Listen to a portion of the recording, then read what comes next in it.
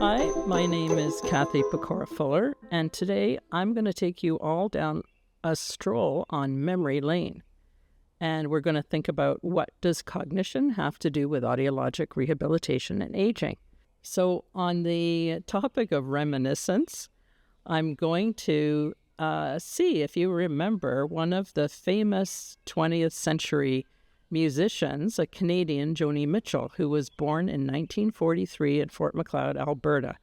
So in 2023, she was 80 years old.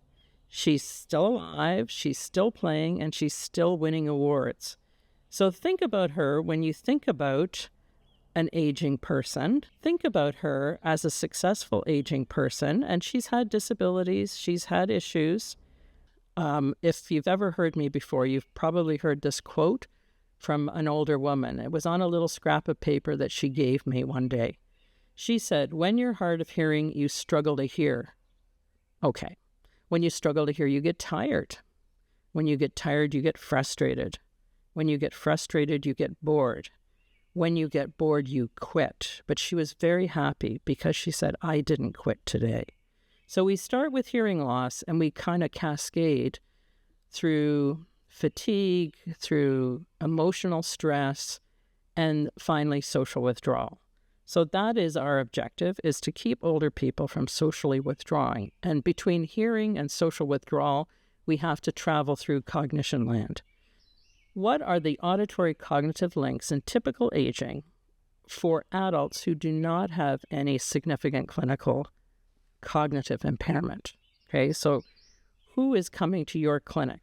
And really, the two main points you have to know about cognitive aging is that there are gains and there are losses, just like in the Joni Mitchell song.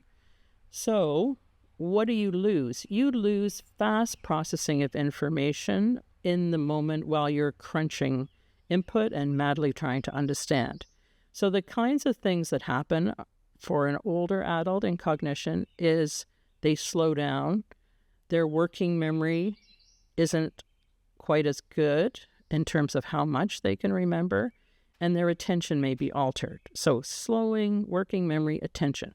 These are three aspects of cognitive processing that can change with aging. But on the gain side, there is something that is called crystallized intelligence, which is what is preserved, what is always there. And that includes your knowledge, your expertise on certain topics, and your vocabulary. So some things are getting worse, some things are actually stable and are useful for compensation. So in everyday life, hearing is pretty passive, and we need cognition to listen, which is using our hearing for intention and attention. We need cognition to understand. You could hear somebody speaking a foreign language and you would hear it, but you wouldn't understand it. And we need cognition to communicate when we're engaged in social interaction. So are older adults special?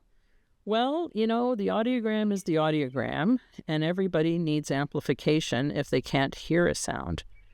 But what's different about older people is even if sound is loud enough, they have many differences in auditory temporal processing, and that is what puts them at a disadvantage in challenging situations where the signal is complex and the cognitive demands are complex.